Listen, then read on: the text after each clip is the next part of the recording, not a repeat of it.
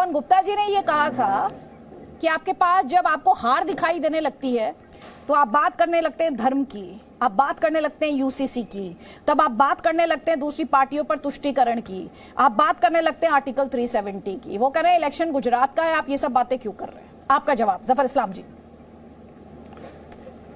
देखिए, चाहे वो अभी जो आप जो आपसे डर रहे थे, डर नहीं रहे थे, आपका मजाक उड़ा रहे थे, वो आपको भी समझ में आया और जनता को भी समझ में आ रहा था कि वो मजाक उड़ाना चाह रहे, सीरियस डिबेट नहीं करना चाहते।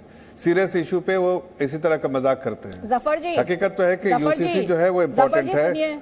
जफर जी सुनिए, वो किसी का क्या मजाक उड़ाएंगे? जनता, हम मैं जिस मीडियम में काम करती हूँ और आपके भी जो डोमेन है वहाँ जनता सीधे बात करती है। ना मैं किसी को डराती हूँ, ना मैं किसी से डरती हूँ, ना मैं किसी का मजाक उड़ाती हूँ, ना मैं खुद मजाक करती हूँ। मैं जनता पर छोड़ देती हूँ। जफर जी बात पूरी कीजिए। अरे आपको नहीं कह रहा हूँ, मैं कह रहे जो वकार साहब कह रहे थे आपसे डरते हैं वो एक महज मजाक था। वो आप मजाक कर रहे हैं इसलिए कि सीरियस इशू पे डिस्कशन नहीं करना चाहते हैं, इसलिए इस तरह की बातें करते हैं ताकि जो मेन इश्यू है उससे डाइवर्ट हो जाए अटेंशन। हकीकत है कि ना तो इनको उत्तर प्रदेश में, ना तो देश की जनता, मुस्लिम समाज बिल्कुल नकार चुकी है इनको, इसलिए कि सिर्फ राजनीतिक फायदे के लिए इस तरह की बात करते हैं। हम तो सिर्फ वही बात करते हैं जो हमारे मैनिफेस्टो में लिखा है। अगर मैनिफेस्टो में है तो हम उसको पूरा कर रहे हैं कि आज से पहली बार मैनिफेस्टो में जो लिखा है, और इलेक्शन के टाइम में अगर मैनिफेस्टो की बात ना करें, मैनिफेस्टो में जो लिखी हुई चीज़ों को पूरा करने का वादा जो किया था वो पूरा किया हमने, तो किस चीज़ की बात करें भाई? प्रदेश की जनता, देश की जनता को ये कॉन्फिडेंस है कि हमें भारतीय जनता पार्टी में, हम जब उनके घर पे जाते हैं, डोर टू डोर जाते हैं, और हम जब उनसे बात करते हैं, उनकी जो सुझाव होते हैं उसको मैनिफेस्टो में लाते हैं और उसको पूरा करते हैं हम। इसलिए उनका भरोसा है, हम तो उनका भरोसा जीता है, सेवा करने की क्षमता है, सेवा करना चाहते हैं, हमारा भाव मन सब उनको सेवा करने के लिए। लेकिन क्या है कि कांग्रेस पार्टी जो है हर चीज में कहीं ना कहीं जो वो ये करना चाहते हैं। सैयद हसीम वकार, एक सेकेंड, आप जब बोल रहे थे इंटरप्ट नहीं किया उन्होंने, इंटरप्ट नहीं किया, इंतजार कीजिए। आप सवाल, आप एंकर है यहाँ सवाल पूछने के, एंकर है सवाल करने के लिए, आप अपने सवाल एंकर को दाग दीजिए। एंकर पूछना चाहेंगे करेंगे, लेकिन मैं एंकर रहते हुए आपको सवाल क्यों करना है? आप तो लोगों के सवालों का जवाब दिए कि आपको आखिर क्या ऐसी मजबूरी है? नहीं थे कि आप, जब आप नहीं थे तब मैं एंकर से पूछ रहा था, अब आप आ गए, अब तो आपसे पूछूंगा। अब तो डायरेक्ट बीजेपी प्रवक्ता बैठे हैं भाई मेरे सामने। नहीं, सुनिए ध्यान से, क्या उनसे भी ना डायरेक्ट और इनडायरेक्ट ये सब आपने कहा कि हमारे एजेंडे में ये सब तंज अपने पास रखिएगा और मेरी इंटीग्रिटी पे क्वेश्चन मत कीजिएगा, इसकी इजाजत मैं किसी को नहीं देती हूँ। आप कह रहे हैं आप अपने मुद्दे पर रहिए, तार्किक तौर पर वाद विवाद करना हो कीजिए। ये डायरेक्ट बीजेपी के प्रवक्ता आ गए और आप नहीं थे, तो मैं एंकर से पूछ रहा था, तो एंकर जाके आपकी तरह वोट नहीं मांगती है। उत्तर प्रदेश में आपका क्या हश्र किया जनता ने वो भी देखा। ये बताइए गुजरात में कितनी सीटों पर चुनाव लड़ रहे हैं? ना चलिए, अब एक सेकेंड, एंकर से सवाल कर रहे थे, जरा एक सवाल एंकर का भी ले लीजिए। आप रुक जाइएगा जरा, अब एक सवाल एंकर का ले लीजिए। गुजरात में कितनी सीटों पर इलेक्शन लड़ रहे हैं आप? अरे आपको नहीं कह रहा हूं। अरे नहीं, कोई बात नहीं, मैं सवाल आप ही से कर रही हूँ।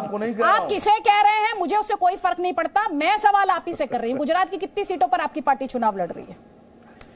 अरे आपको नहीं कह रहा हूँ, आपकी पार्टी गुजरात में कितनी सीटों पर चुनाव लड़ रही? सैयद हसीम वकार, अरे बता तो दीजिए कितनी सीटों पे जमानत जब्त करवाने के इरादे से लड़ रहे हैं? आपसे पूछ लेने दीजिए, फिर मैं भूल जाऊंगा फिर। अरे नहीं, आप अंतर्यामी हैं, आपको सब कुछ याद रहता है, आप सबसे सवाल पूछते हैं, ऐसा क्या है? तो एक सवाल पूछने की जरूरत मैंने भी की है। तो गुजरात में कितनी सीटों पर चुनाव लड़ रहे हैं?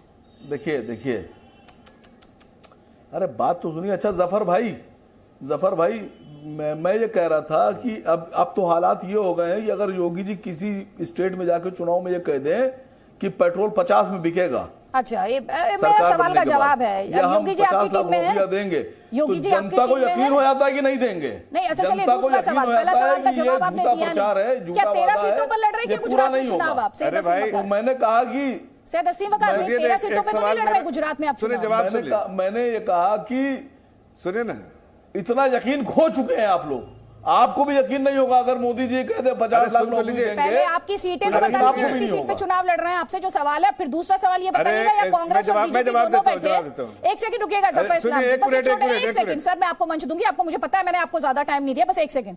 यहाँ पे रोहन गुप्ता भी बैठे, यहाँ पे जफर इस्लाम भी बैठे, कांग्रेस और बीजेपी दोनों बैठे। इनमें से किसकी भी टीम है आप ये बताइए। आप मेरे सवाल का जवाब नहीं आने दे रही हैं। नहीं, मैं आपसे जो सवाल पूछे मेरे सवाल का जवाब तो दे दीजिए। अगर आज जनता को ये लगता है, अगर जनता को आज ये लगता है कि एआईएम इस डिबेट में बैठी है और उससे ये सवाल नहीं पूछा जाना चाहिए कि कितनी सीटों पर चुनाव लड़ रही है वो, और ये आपको लग रहा है ये जरूरी सवाल नहीं है इस डिबेट में, तो सैयद हसीम वक़ार फिर तो जनता तय कर लेगी।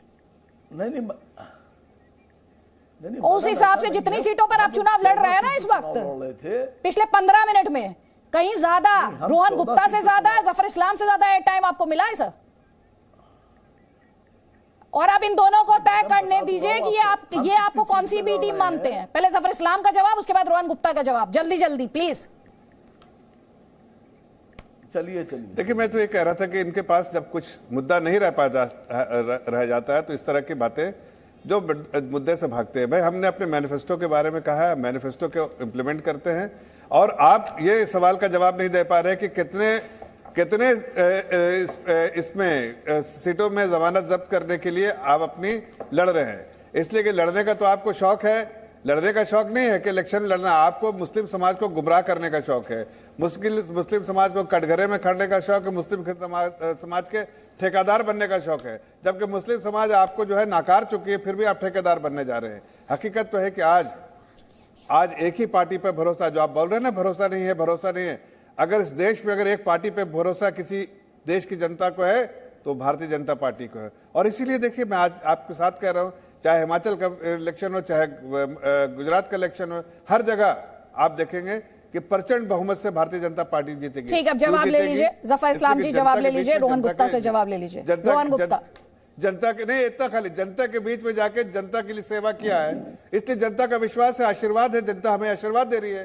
उनके बिना आशीर्वाद के आगे नहीं बढ़ सकते, मुझे मालूम है। जनता को जी, मैं एक सवाल पूछ लूं, क्योंकि 27 साल से वहां पे पावर में है। मैं अभी उनका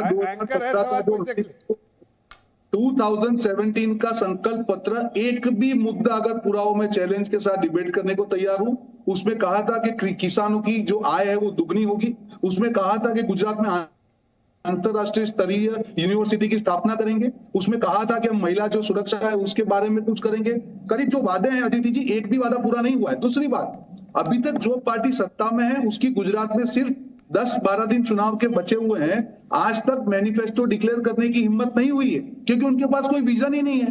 क्योंकि अदिति जी, इनको मालूम है कि चुनाव जैसे ही पास में आता है, जमीनी हकीकत सामने आती है। आज एंटी इनकम्बेंसी इतनी ज्यादा स्ट्रांग है, जनता को जवाब देना पड़ेगा। इसीलिए जो मुद्दे गुजरात की जनता के लिए मायने नहीं रखते हैं, उन मुद्दे को ये लोग चुनाव लेके जाना चाह रहे हैं। पर गुजरात की जनता ने तय किया है कि इस बार जो 27 साल का कुशासन है, उसमें 5 साल पहले जो वादे किए थे, जिसमें से एक भी वादा इन्होंने पूरा नहीं किया, उसके ऊपर सवाल पूछेंगे। और आने वाले दिनों में जो उनका एजेंडा ही नहीं है, कांग्रेस तो 8 वचन लेके जनता के बीच में कब की चलेगी गुजरात की जनता के बीच में? आज तक ये अपना मैनिफेस्टो क्यों बाहर लेके नहीं पाए?